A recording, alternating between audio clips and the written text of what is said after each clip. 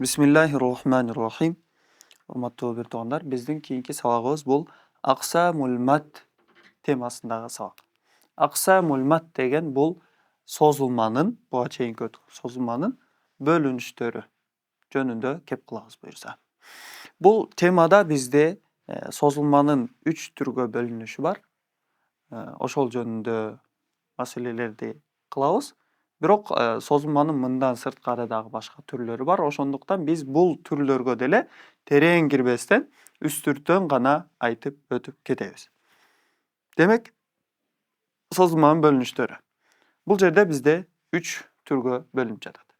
Эгерде биз буга чейин созулманын пайда болуусунун шарттарын айтканбыз. Алифке чейин фатха келиш керек, вауга чейин домма, яга чейин касра келиш керек дегенбиз, Бул жерде мисалы бизде созулма алиф ага чейин фатха келди, созулма мат уже ишке кирди. Эгерде созулма мат пайда болуп, андан кийинки тамга хамза болсо, жана экөө бир сөз болсо, мына экөө сава деген сыяктуу бир сөз болсо, анда биз муну 4 же 5 аракетке созсок болот. Же болбосо созушубуз керек болот. Мисалы биринчи катардагы сөздөр саа же болбосо 5ке саа же болбосо шухада деген сыяктуу кылып 4 же 5 аракет өлчөмүндө созуп окуйт экенбиз. Эми экинчи катардагы сөз. Экинчи катарда бизде бул жерде деле бима деп фатхадан кийин алиф келип созулма мат ишке кирди.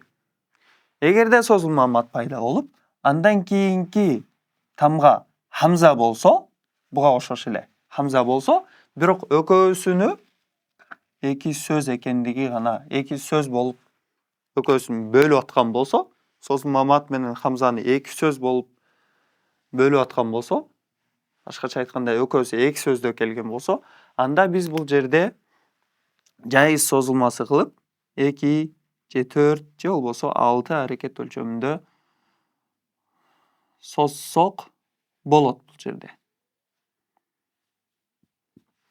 Каалаганыбызча кылып созсок болот. Кыскартып 2 аракетке созсок болот, орточо 4кө созсок болот, же болбосо 6га деле созсок болот. Мисалы бима унзила деп, же болбосо бима унзила деп, же болбосо я айюха, же болбосо я айюха деген сыяктуу кылып окусак болот экен. Эми үчүнчү катардагы созулма. Эгерде бизде ошондой эле алифтен фатхадан кийин алиф келип созулма пайда болсо, созулма мат келип, андан кийинки тамга таштиттүү же болбосо тагыраак айтканда сүкүндүү болсо, сүкүндүү дегенде бул жерде таштиттин биз айтканбыз эки тамганы эле кыскартып койгон. Эки тамганын биринчиси бул сүкүн дегенбиз, туурабы? Демек, созулма маттан кийин сүкүндүү тамга келчү болсо, анда биз ушул созулма матты дайыма милдеттүү түрдө 6 аракет өлчөмүндө созушубуз керек болот экен. 6 аракетке созуш керек. Керекпиз. Сөзсүз созушубуз керек. Мисалы ал-хаққа же болбосо ал-жанна.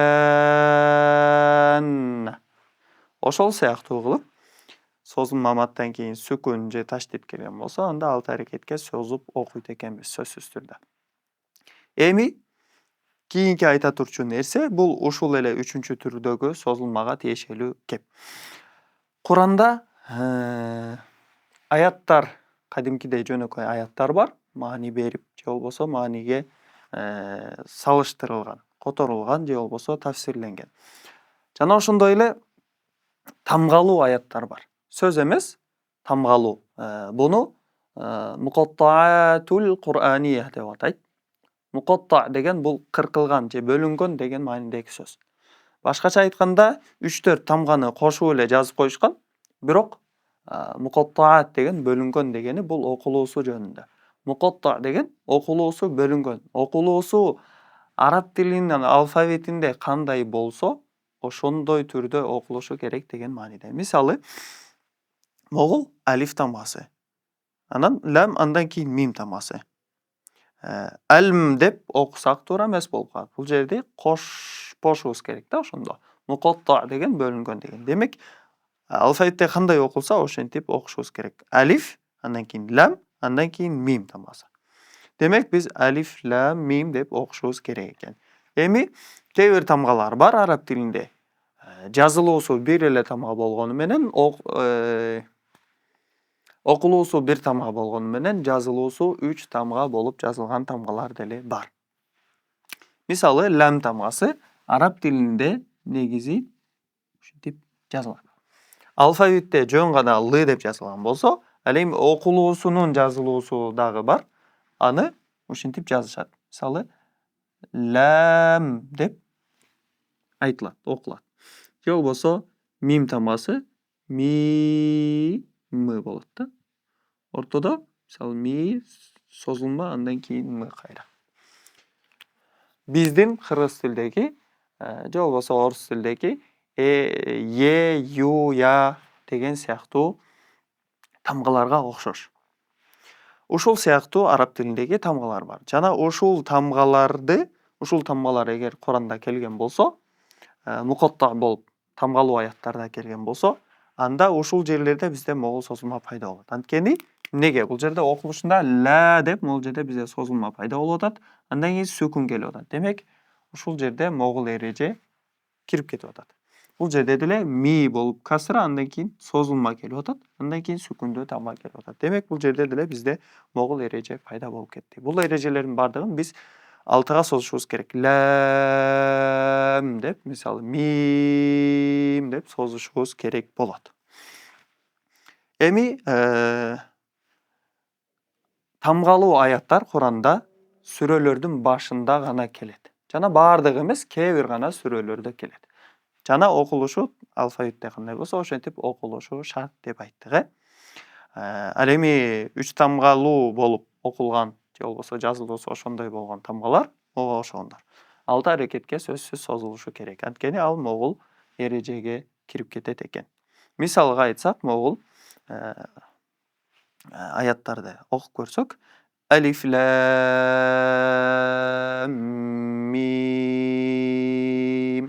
деген сыяктуу болуп окулат. Же болбосо тоха, же болбосо тосим, мим деген сыяктуу болуп окулат. Ал эми бул жерде дагы тамгалардын арасында эрежелер бар. Ал эрежелер мисалы алиф, лам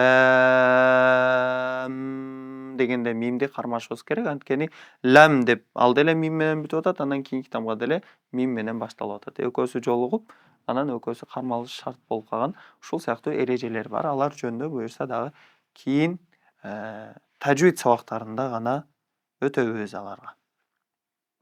Демек, созулманын түрлөрү ушундай түрлөр болду. Кийинки сабактан буюрса көрүшкөнчө, ассаламу алейкум ва рахматуллахи ва баракатух.